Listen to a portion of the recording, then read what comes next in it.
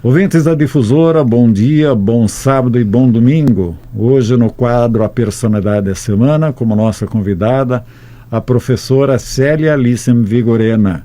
Vamos falar alguma coisa da história, da migração da família para Marechal Cândido Rondon, também entrando na área da educação e de outros detalhes da sua carreira de magistério, de sua família, inclusive em direções de colégios, e a presença aí também da Livraria Bororo, que a gente pode abordar aqui, que tem uma rica história em Marechal Cândido Rondon.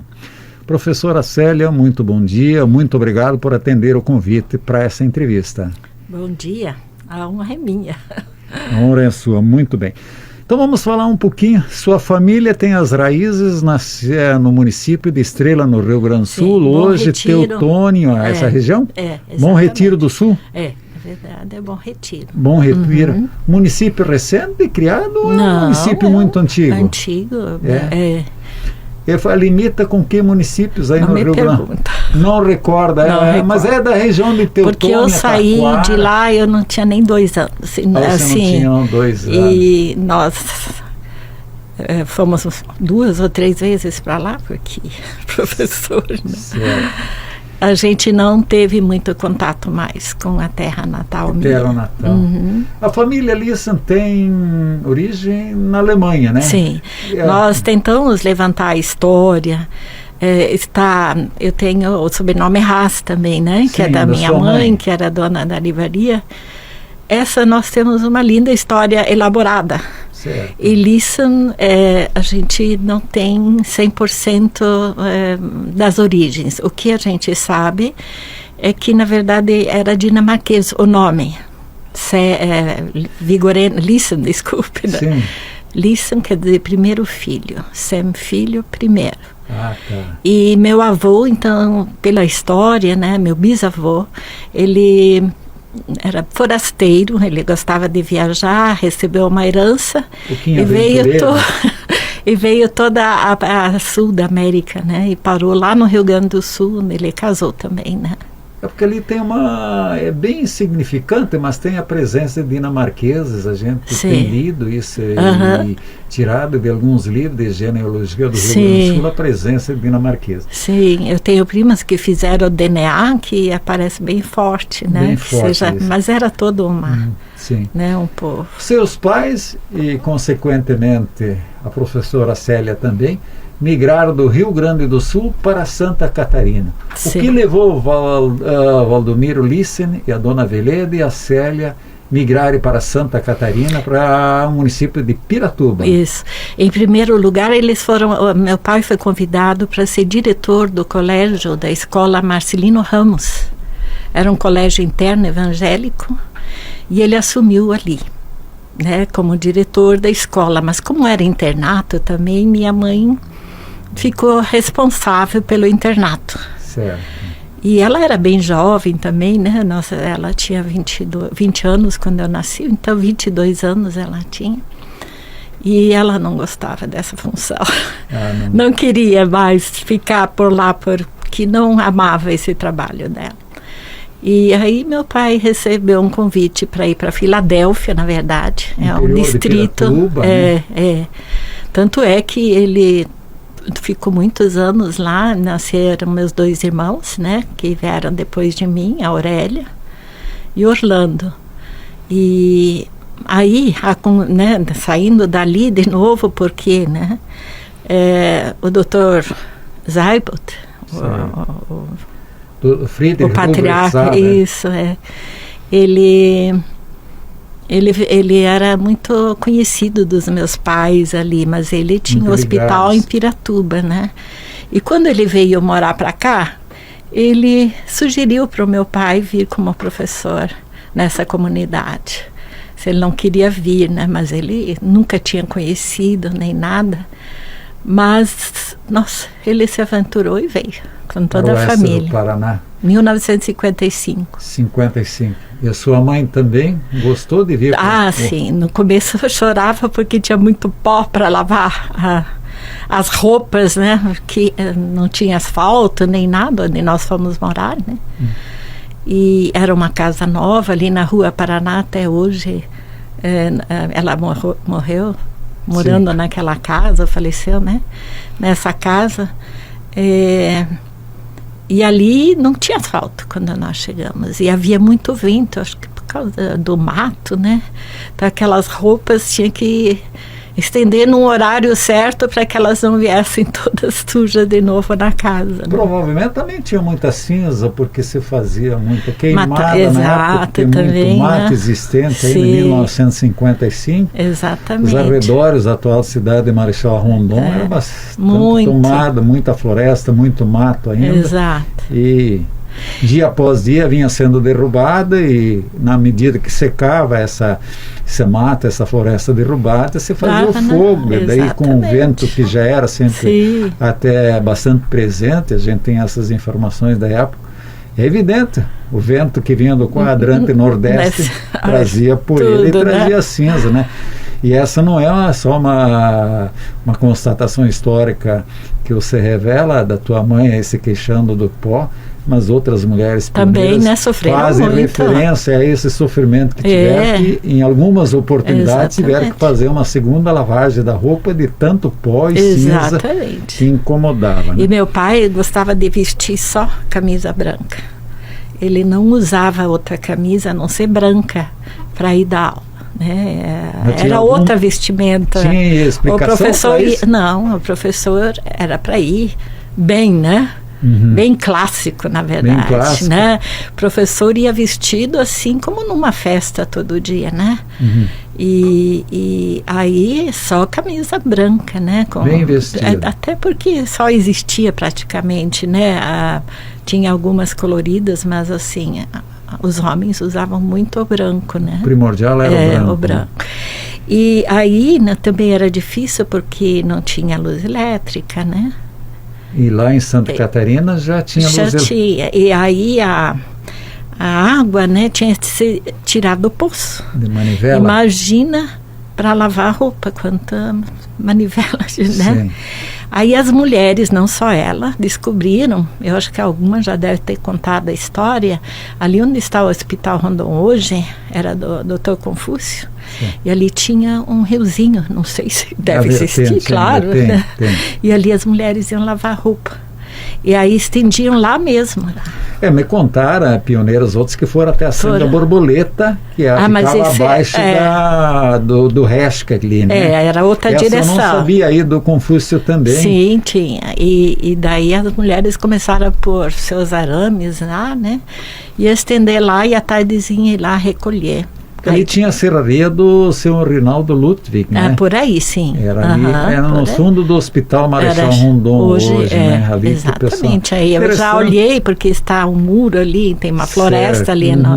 Eu gostaria de ver de novo, porque a gente tem uma imagem, né?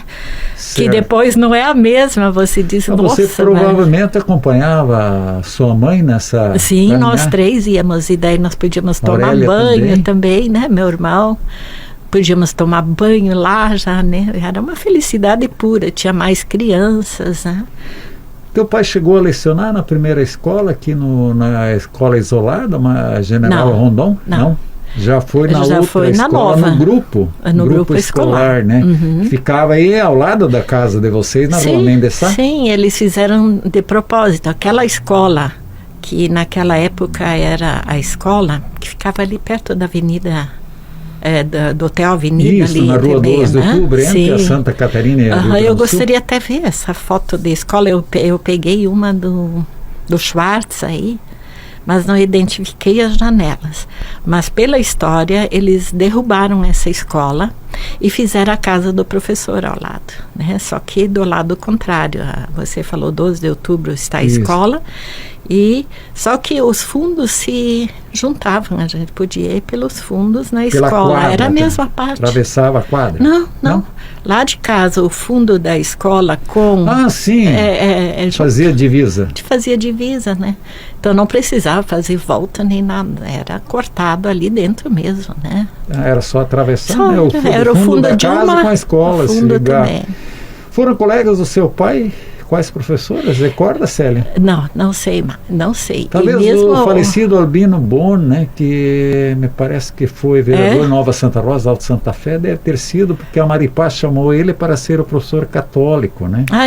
É que seu pai era evangélico, né? Para ter os dois, né? Já que era uma forte, aqui, né? As duas igrejas, junto com a Congregação Cristo, hoje eram as igrejas dominantes, mais junto com a Igreja Batista, né? Que eram as igrejas pioneiras aqui, e da congregação, os congregados, né? Os pioneiros aqui dessas quatro igrejas, né, fortes, né? Certo. Eu vi, né, eu até escrevi há pouco para a igreja, né, para os 70 anos, a história, até 1980, que eu vivi intensamente junto, né, que o Willy Barth, então, doou, ele era muito religioso, e ele era protestante mesmo, mas ele doou para cada, em frente à praça, né? Sim. Você vê que interessante, um educador também, na verdade, nas quatro igrejas em frente às praças. Exatamente, né? Certo. Seu pai tinha formação superior? Não, ele só teve escola normal regional, né? Normal. Que formava professor. Ele se formou em Evoti, no Rio Grande do Sul. Seria a antiga escola normal colegial que a gente tinha aqui em Marechal, também, que era para formação de professores. Essa eu me formei também, né? Formaste nessa escola, porque tinha a escola normal ginasial, que é hoje o Heron Domingues, né? E tinha a escola normal regional, aliás, para formação de professores. Não, mas aquela era ginasial primeiro, né? A gente fazia o ginásio. Isso, mesma escola na 12 de outubro, né, na rua. E só que no último ano nós tínhamos uma formação pedagógica, né? Eu fui a segunda turma, já teve uma primeira também. Tanto é que eu mal estava me formando, né? Eu comecei a dar aula, né, lá na Martin Luther. Começou a escola, né, em 1961. E, né, os fundadores ali, meu pai que pegou a frente. Seu pai chegou a ser diretor da escola, o primeiro diretor da escola? Primeiro diretor. Sim, né, eu, agora que aposentei, eu tive acesso, na igreja me permitiu fazer um levantamento da história, né, através das atas. Certo. E isso é apaixonante, né? Você vê também o nome do teu pai, o nome dos primeiros fundadores, né? Como eles trabalhavam, como eles elaboraram tudo, né, para chegar, como eles se doaram para as igrejas, né? Derrubar mato e tudo mais. A doação na época né? E a solidariedade era muito mais forte do que hoje. Eu me encantei lendo aquele. E só fui anotando os pontos principais também, é claro, que me interessavam também, ou que eu tinha conhecimento enquanto criança, né? E foi bem interessante, né, essa história. E daí em 61, né, o pastor Pavel, que é muito conhecido, um cara jovem que veio para Marechal com muita força de vontade, né, ele tinha outras ideias. Já nós aqui éramos meio, né, não dava para enxergar muito. Hoje seria a televisão, graças a Deus a gente consegue enxergar o mundo, né? Enxerga o mundo. Mas ele veio assim com muita visão já proativa, né, em frente à vida.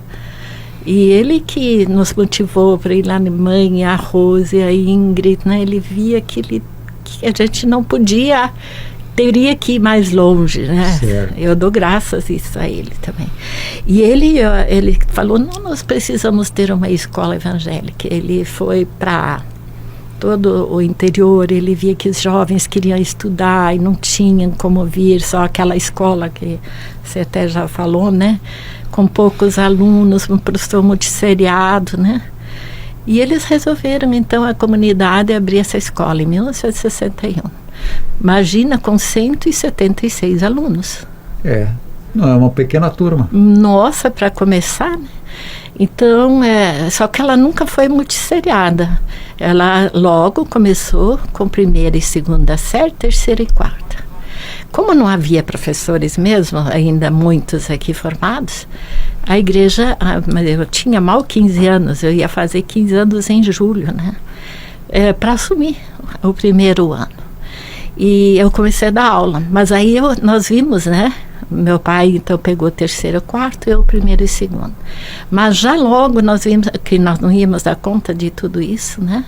Aí veio o Valdir Valbrin, não sei se você conheceu ele. Né? Ele veio lá de Ivuti também, na formação, porque isso existe ainda hoje, né? Escola de Formação de Professores. De Ivuti, no Rio Grande do Sul. E ele então veio para ajudar, né? Mas aí eu já... né, via que eu precisava ter uma outra formação maior para ser professor, né? E você seguiu para Joinville? Daí eu fui para Joinville.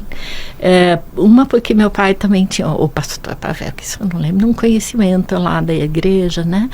Eu teria que trabalhar, porque o professor não consegue sustentar muito filho afora, né? Vou só interromper um pouco. Parece que a comunidade Martin Luther era ligada, hoje já não existe mais, ao sínodo de Joinville, né? Isso eu não sei. Do pastor Wistner, que era o Preces, né? Olha, essa realmente... Por isso eu acho que dessa ligação com Joinville. Porque hoje esses sínodos desapareceram e se criou a Igreja Evangélica de Confissão Luterana no Brasil. A ICLB, né? E desapareceram os sínodos. Os centros, mas eu me recordo que eu li isso, que interessante, realmente, o sínodo de Joinville, aliás, a sede era em Joinville, mas era conhecido como sínodo Paraná Santa Catarina. Né? Isso eu realmente não mas conhecia. Mas essa opção de você ir para Joinville... Aí eu fui, né? O pastor de lá tinha uma sala, que era um pequeno apartamento separado para receber os visitantes e tudo.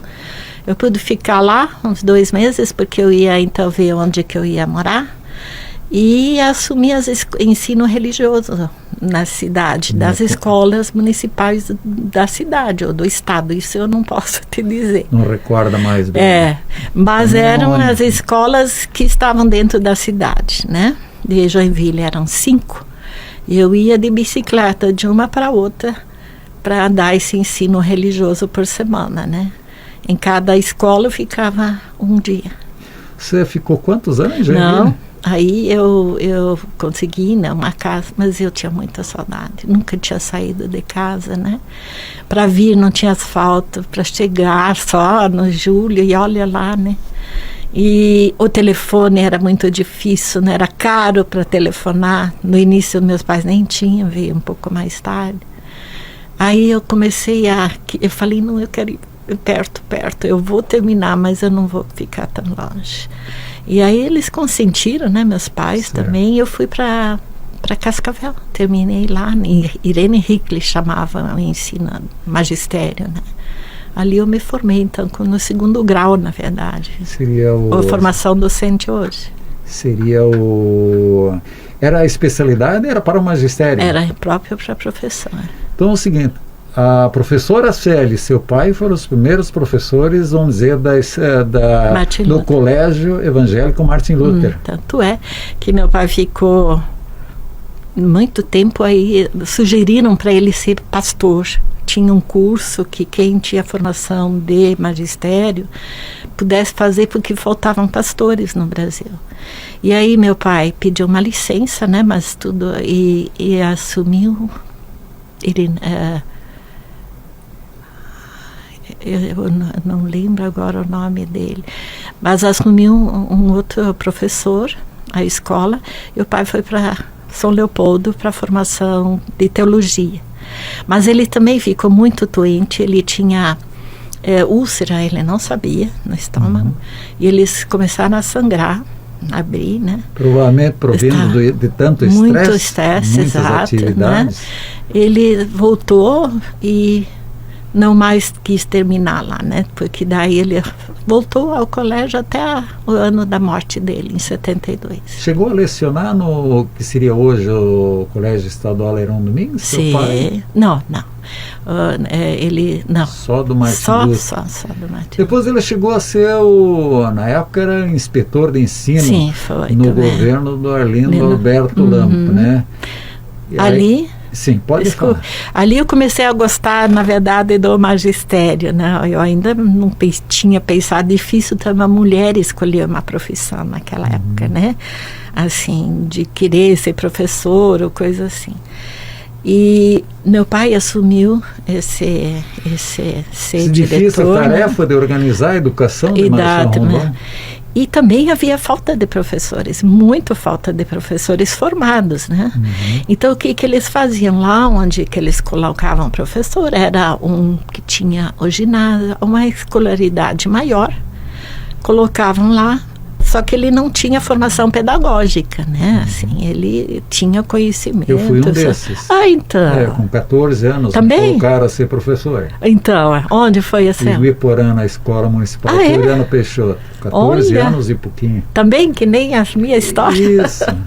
E eu penso assim, porque nos livros lá, Atas só fala, né, da igreja que eu fui professor, mas na escola não existe esse registro, né, desse período. Quando eles escrevem a história, não é desse período que eles escrevem. Então, porque ela começou com a Seamal, né? Então, a partir dali, esses registros são colocados. Mas, o meu pai, quando foi esse professor, ele tinha que fazer ditado, ele fazia encontros pedagógicos e fazia ditado com a redação com os professores, né? Para eles pelo menos escreverem certo, porque tinha muitos que escreviam muito errado, né? E aí ele pedia para eu ajudar. Eu era uma criança também, na verdade, mas ele deixava tudo pronto, assim, vamos dizer, tudo certo. Eu tinha que ir lá, riscar de vermelho, onde havia uns erros. Aí depois... Ortografia. Isso, mas foi ortografia, porque redação já não era, né? Isso ele fazia. Mas onde que ele fazia esses exercícios, eu que fazia, né? E ali eu comecei também a gostar demais. Daí meu pai, claro, depois fazia a revisão. Bem, vocês são em 4 irmãos e 3 seguiram magistério. As mulheres, As né? mulheres, sim. Orlando, hoje em memória, já... Foi para outro ramo, né? Ele também saiu cedo. Ele fez educação física. Ele foi para Joinville para fazer educação física. E depois fez concurso para o Estado para... polícia, né? Polícia, né? Chegou a ser delegado em Guarulhos. Mas assim, não foi um delegado... adjunto. Ele foi sempre nomeado, assim, nomeado, né? Certo. Mas seu pai era um homem de múltiplos talentos, né? Porque professor, lecionava, foi inspetor de ensino, primeiro de Marechal Cândido Rondon, era dirigente de coral. Na hora da falta que fazia o pastor Pavelki, ele assumia os ofícios religiosos, e tenho falado com outros pioneiros em que ele também foi professor de música para eles. Sim, meu avô já era da música, né? Muito, eu lembro dele, já trazia de raiz. No final da vida do meu avô, que ficou cego, eu só lembro dele, assim, tocando violino na área, né? Que ele conseguia tocar 100 notas, porque ele sabia decorar. E meu pai sabia mesmo, né? Até que ele tinha de boca em festa de casamento, ele tocava, se não tinha outro, né? Que queria uma música e não tinha, ele fazia com a gaitinha de boca que muitos tinham, né? Que hoje desapareceu completamente. Você não vê mais ninguém tocar. Não, né? Minha filha até comprou um livro para minha netinha, certo, onde compra a gaitinha e como toca, onde estão situadas as notas de canções infantis. Existe ainda a fábrica no Brasil? Sim, ela comprou isso pela internet. Agora não me pergunto. Era a Hering de Porto Alegre e a Sonata. Será que ela não existe mais? Não se vê mais anúncio de nenhuma, né? É verdade. E quantos nossos pioneiros... Você ia em festa, alguém tocava gaita de boca, e hoje não se vê, a juventude parece que não está buscando isso. Não. Mas o meu pai também ficou muito triste que nós não seguíamos, né? Ele queria que também a gente tocasse isso mesmo, mas nenhuma de nós toca. Flautinha, filhos, né? Flauta, assim, foi o básico. Mas nenhum dos 4 optou por se especializar no instrumento musical. Não, tanto é que tinha um menino que vinha nos sábados à tarde para aula de violino, e meu pai me colocou junto, né? Mas eu sempre inventava uma coisa, estar limpando, eu já vou, para não ir nessa aula, né? Daí você vê como que depois, quando a gente tem mais razão, que pena, né? Mas que aconteceu. Né? Seu pai tocava que instrumentos? Não, violão, né? Gaita de boca. Agora esses de repercussão, não, eu nunca vi ele tocar, mas ele tinha muita habilidade, né? Sim. Podia até ser de improviso que ele fizesse isso. Mas ele foi por muitos anos dirigindo o coral do Clube Aliança. E da igreja Martin Luther. Da igreja Martin Luther, não. Não? Não, foi ele sempre o foi Heinrich. Do falecido Sigmund Heinrich. Isso, desde o começo. Mas ele tocava, então, ele foi do Aliança no misto e tinha só coral de homens, né? Por muito tempo eles participavam, faziam encontros naquele antigo Clube Aliança, né? Era muito ativo. Eu me recordo que até teve um encontro internacional de corais no Clube Aliança, né? Com a presença de corais da Argentina, do Paraguai, do Rio Grande do Sul, Santa Catarina, aqui do Paraná. Muito movimentado, né? Sim. É uma pena que isso hoje não existe mais. Aos poucos vai morrendo tudo, né? As pessoas não têm mais nem paciência em sentar para ouvir, né? Eu acho. Sim, né? Ficou um pouco mais difícil, né? Ficou mais difícil em apreciar isso, né? Professora Célia, você teve uma temporada na Alemanha.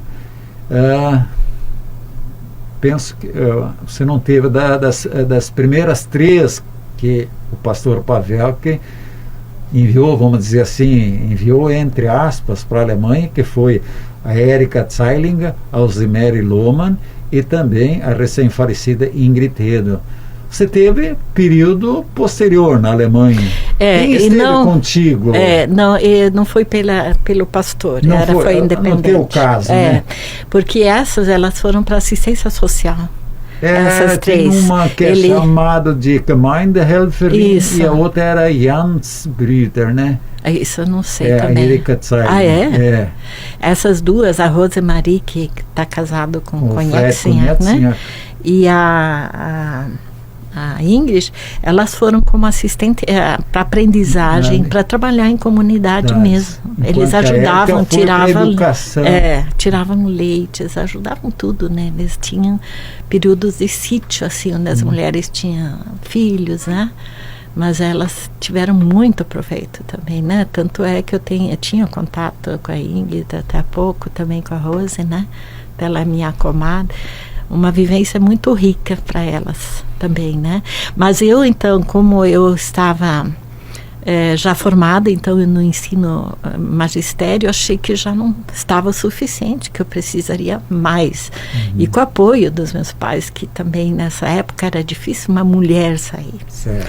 Nós fomos, assim, um período da independência da mulher, né? Nos anos 60. Da liberação, como exato, né? A Avenida Zatka, Marlene Pilger, nós fomos as primeiras a sair fora para estudar mesmo de Marechal. E a Avenida foi estudar em Ponta Grossa, e eu também. Ah, é? Então, daí, de novo, eu fui para Ponta... Eu queria fazer, então eu tinha que fazer vestibular e tudo, a gente não tinha muita informação, era a Universidade Federal de Ponta Grossa, estadual de Ponta Grossa.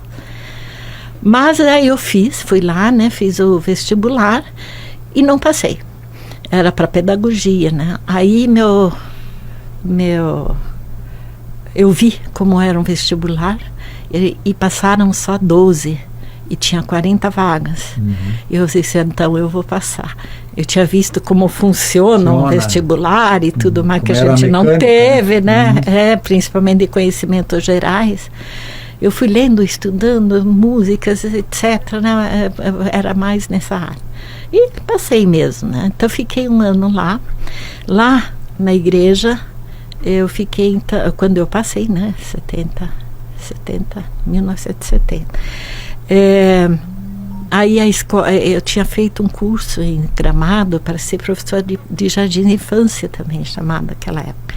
E o pastor de lá, a igreja, pediu para eu abrir o jardim de infância da igreja, lá em Ponta Grossa. E fiquei ali um ano. Mas era muito difícil lidar com as pessoas, mas eu fiquei firme. E nisso veio uma amiga lá de Curitiba me visitar, e ela disse, não, nós vamos abrir em Curitiba uma escola.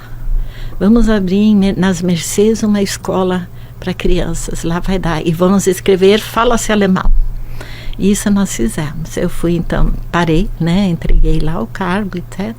E fui para Joinville. Não tinha dinheiro, eu tinha que fabricar os brinquedos e arrumar, e ela ia arrumar os móveis. Lá em Curitiba? Nas Mercês. E nós conseguimos. Girassol, chamar a escola, né? Ela Jardim de Infância. E nisso eu tinha um aluno do consulado, que era da cultura, o pai. E ele falou, a senhora não quer, você, né? Não quer ir para a Alemanha? Eu tenho uma bolsa de estudos para professores. Chamava PAD, Pädagogische Austauschdienst, né? Era uma troca de professores para adquirir experiências. Nossa, eu falei, eu vou. E eu tinha que dar uma resposta, né? Até outubro para ir em janeiro. Aí cheguei em casa em julho, falei para os meus pais, feliz. O pai disse, não, você primeiro termina a tua pedagogia, você está no 2º ano, né? Vai interromper, queria tanto. Falei, mas pai, eu vou conseguir terminar a pedagogia outros tempos, eu vou para a Alemanha. Só que infelizmente ele faleceu nesse período que eu estava lá. Nesse período que você esteve em Curitiba? Não, na Alemanha. Né? E daí até um tempo eu estava muito mal, porque meu pai dizia que não me apoiou na hora, mas depois ele todo apoio, né? Mas assim, a primeira resposta foi, termina a tua pedagogia. E aí por isso que eu fui. Então eu fui através do consulado brasileiro, né, da alemão em Curitiba, como representante do Brasil, mas tinha mais, tinha de São Paulo, tinha do Rio. Nós éramos um grupo. A gente se conheceu no navio. Foram de navio para a Alemanha. Isso foi em que ano? 1972. 72 foi... No início de janeiro. 37 anos depois da guerra. Exato. Isso eu nem pensei, mas era isso mesmo. Mas como que você encontrou a Alemanha na época? Nossa. Já em relação aos comentários em relação à guerra? A guerra, nunca. Silenciado, porque também, né, meu mundo era outro. Eu estava em escola, né, com as crianças. Eu pedi para eu visitar como aluno numa escola de pedagogia, né, se eu podia ser ouvinte, para eu ter, né, como funciona lá, porque eu não iria poder estudar lá, porque até que pega a transferência e volta e vai, eu já ia embora. Não tinha nada. Eles eram muito da cultura, né, como são até hoje. Ofereciam teatros, tudo pago, né, pelo governo. Nossa, o que eu pude ver lá. Concertos. Exato. Foi maravilhoso. Foi um ano assim. Cantos corais ainda muito forte, cada cidade, cada vila, cada aldeia. Muito forte essa questão. Você também cultura. Já esteve lá, né? Ou não, eu não estive na Alemanha, mas eu conheço muito bem. Tenho lido muita coisa sobre a Alemanha, acompanho muito. Até porque tenho o compromisso, o dever de fazer esse acompanhamento. Por nossas origens. Eu não, e também estou 34 anos, vou fazer 34 anos em setembro, apresentando a música alemã aqui na Rádio Difusora. Então eu preciso conhecer daquilo. Você deve viajar lá o tempo porque todo. Assim também com a Áustria, Suíça, né, o norte da Itália, eu estou bem inteirado com a geografia desses 4 países. Até um pouco também no Principado de Liechtenstein, né? Mas eu tenho o dever de saber das coisas, porque como é que eu vou apresentar um programa se eu não conheço daquilo que eu faço? Eu confesso que eu não ouço o rádio alemão, o rádio no domingo, né? Certo. Mas depois, quando passou, me dá vontade de ver, porque eu lembro da minha mãe, você fazia até homenagens para ela, ela não perdia um. Eu sei que ela era uma ouvinte cativante. Nossa, cativa, aliás, e daí ela, eu ia lá para ouvir com ela, então, certo. Né? Assim, que ela era muito feliz quando ela podia. E eu acho que isso está dentro da gente, né? Não, da tua mãe, eu vou te transmitir o que as outras pessoas me falaram dela. Diz que ela era a bondade em pessoas. Verdade. E a gente não pode tirar isso dela. Não, porque ela não tinha inimigos, ela não se constrangia com nada, ela não tinha desafetos. sempre de uma simpatia excepcional. É tão bom ouvir isso, né? É. Nós falamos muitas vezes porque a família também, ela era o centro, ela era a matriarca. Os netos se dão tão bem hoje, todos dela, são os primos entre si, porque ela fez esse elo. Uhum. Natal, Páscoa, ela fazia tudo, fazia todas as questões de costumes, né?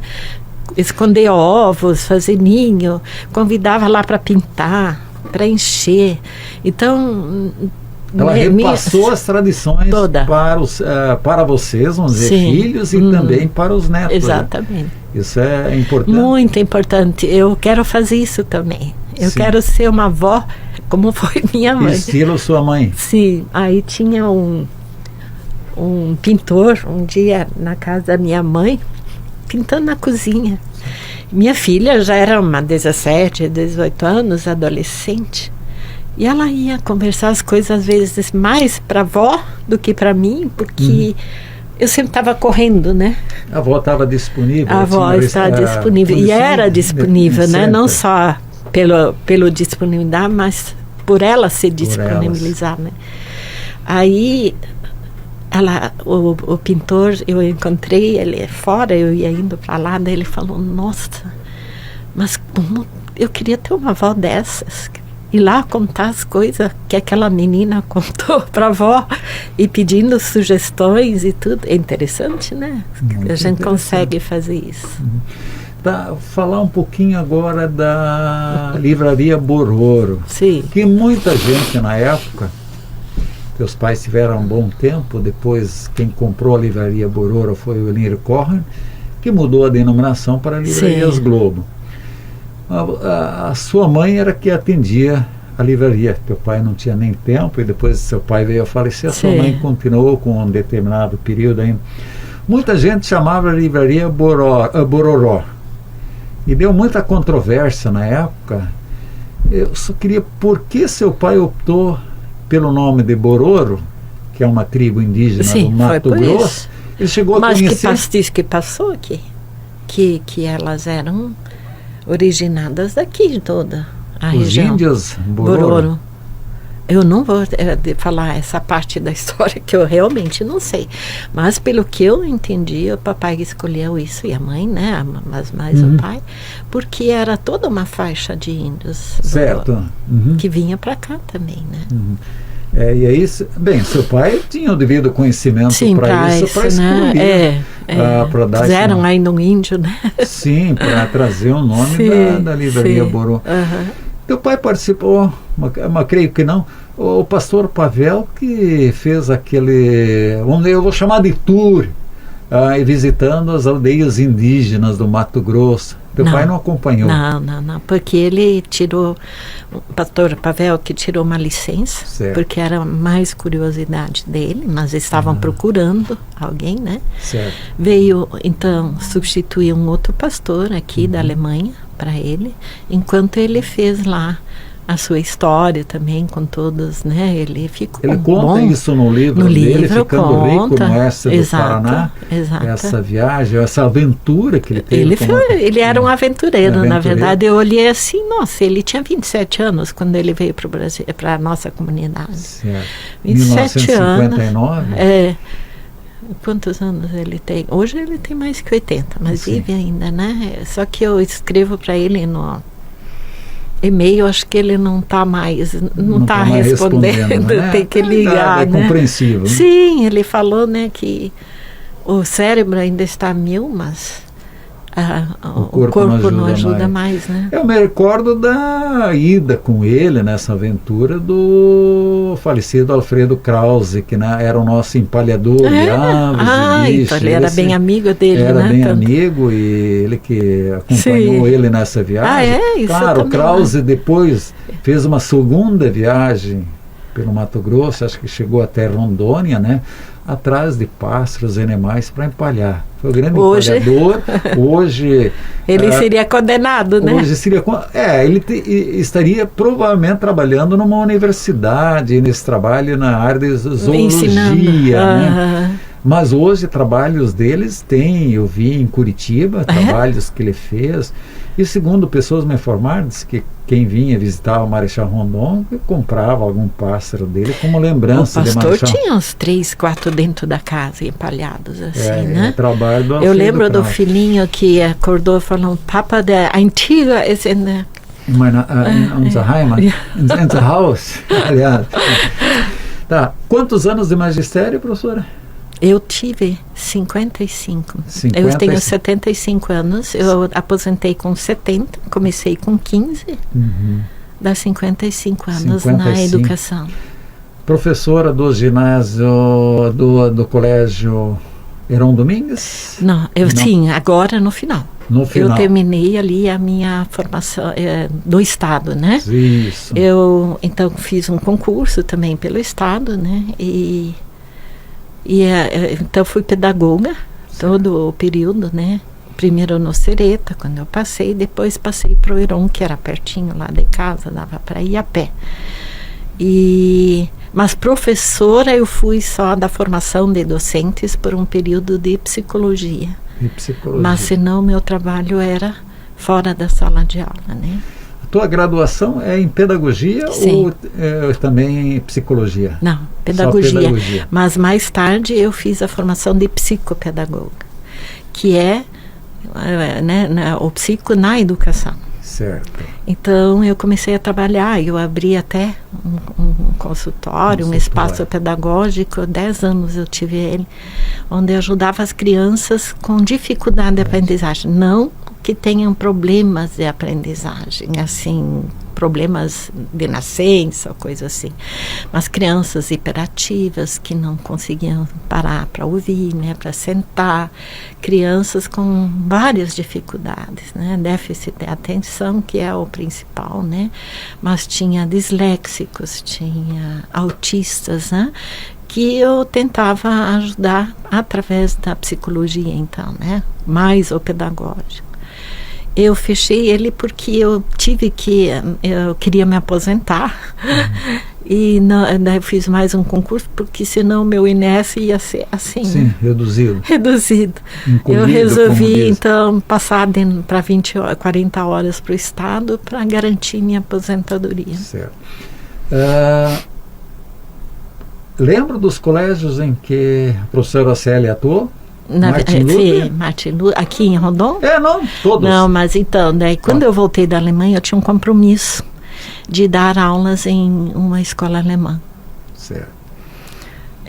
3 anos eu teria um compromisso, porque eu ganhei tudo pago, né? Era 550 euros por mês. Eu recebia isso na minha conta. Eu tinha que administrar isso também, né? Mas eu consegui viajar muito. Eu sou bem econômica até hoje, né? Eu consegui em todos os países aí do lado, com amigos, por causa dessa bolsa, né? E aí, quando eu voltei, eu vendi, eu tinha esperado, mas essa escola não valeria.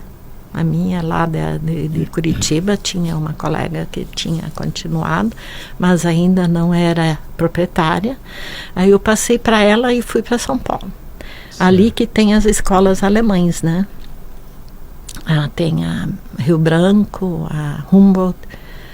E eu resolvi então tinha um teste seletivo para ser professora no Humboldt. E ali foi minha sorte, né? Entre 130 professoras, eu fui a escolhida porque eu sabia bem o alemão. Eu recém tinha voltado, né? E como é uma escola bilíngue, você tem que saber, porque vinha muito nos anos 70, 76, vinha muito para o Brasil engenheiros, né, com fábricas, por exemplo, a Volkswagen, um monte, que vinham, seus eleitores eram alemães e vinham com seus filhos. Então, a gente tinha que saber alemão para ensinar junto com as crianças, não falar com elas, mas entendê-las e e dar o suporte para aprendizagem. Ali eu fiquei 12 anos. Quando minha filha mais nova nasceu, minha mais velha, eu trouxe uma menina lá de Marechal, aqui de Marechal, para cuidar. E ela já tinha 1 ano e meio, quase 2. Um dia eu chego à tardezinha em casa e cadê essa minha empregada, minha auxiliar e minha filhinha? Meu marido trabalhava no centro, ele trabalhava com fotografia. Aí procurei por tudo, ela não vinha, já estava anoitecendo, fiquei apavorada, comecei a chamar todos os vizinhos, nunca tinha falado com ele, todo mundo me ajudando. O desespero faz isso. Faz isso, move. né? Eu fiquei sem voz, eu não conseguia mais gritar. De repente, ela vem com um fusquinha, o rapaz que queria mostrar para ela a cidade, porque ela não conhecia, ela tinha ido na praça, ele viu ela lá. Com minha filhinha dentro, atrás, né? E aí eu vi que ali não podia mais ficar, se eu precisasse de alguém, né? Certo. Aí eu vim para ter minha segunda filha aqui, mas ainda não tinha certeza se eu teria que achar um campo, porque também não queria mais levar ninguém para lá, né? Queria que minha mãe me ajudasse a cuidar. E nisso a Renata Eisenberg, que foi minha aluna, quando eu dei as primeiras séries, a alfabetização, era diretora da Martin Luther. Ela queria casar com Eisenberg, né? Mas iria para o Mato Grosso. Ela disse, eu preciso achar uma substituta, você não quer vir? Eu tenho que pôr alguém no meu lugar. Nossa, aquilo me atiçou, acho que veio. Meu marido trabalhava com fotografia, podia abrir ali, no lado da mãe também, né? Eu falei, eu vou. Falei, vamos voltar para Rondon, porque aqui não vai, lá não vai. 2 filhos, né? E não enquanto deixar sozinhas trabalhando e você chegar em casa e de repente nunca mais vai ver, né? A gente não sabe. E conseguimos voltar. Ali fiquei 3 anos, mas eu recebi a conta, né? Porque havia muita política lá dentro, não sei até hoje, né? E eu tinha muitas ideias de um colégio muito rico, né? Que eu vim bilíngue, todas as ferramentas mais modernas, tinha tudo, né? E a gente também se aperfeiçoava cada método, momento. Cada momento, né? E eu acho que eu não tive a leitura de ver isso onde que eu deveria começar, né? Aí começaram atritos, melhor foi a minha saída mesmo. Aí eu já peguei a prefeitura um período, né, como supervisora, depois... Você também estava naquela época, né? Na época, sim. Foi lá que nós se conhecemos, na verdade. E quando vê, né, a gente está envolvida no Estado, dali não sai mais, né? Não sai mais. No Estado eu consegui fazer o PDE. A Requião ofereceu assim um mestrado, porque todos os professores queriam ir embora, sair, pedir licença para fazer mestrado. Ele resolveu fazer um para os professores, fechado, né? Com artigo, com tudo, né? Foi muito bom, aprendi muito naquela época. E também estudei muito, né? Então, por isso que eu consegui toda essa minha história. Aliás, é uma rica história que foi bom levar para os ouvintes da difusora. E o pessoal está me avisando que nós já ultrapassamos um pouquinho o horário que a gente tem. Eu quero até agradecer, professora Célia. Eu teria muita coisa ainda para indagar para a senhora, para enriquecer a nossa entrevista, mas a gente é inimigo às vezes do horário e temos o dever de cumprir os nossos horários. Quero até agradecer esse convite por ter atendido, disponibilizado o tempo e de ter se colocado à disposição para essa entrevista. Obrigada pela oportunidade, tá? Ouvintes da difusora, mais uma vez, um bom sábado e um bom domingo. Retorna qualquer domingo desse para mais uma entrevista, para mais um quadro, a personalidade da semana. Muito obrigado.